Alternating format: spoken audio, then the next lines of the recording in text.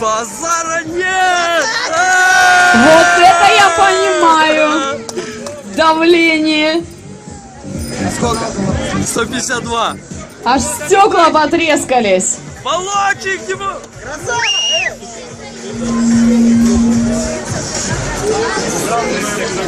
Добил он все-таки.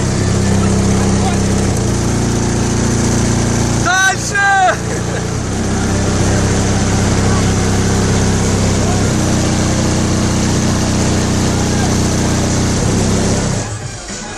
Базара нет! Это было зрелищно.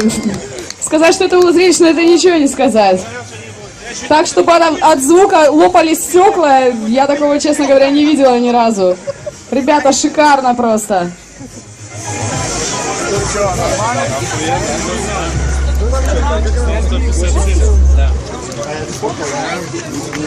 «152,80». Вот такой вот шикарный результат, дорогие мои. Давайте поаплодируем.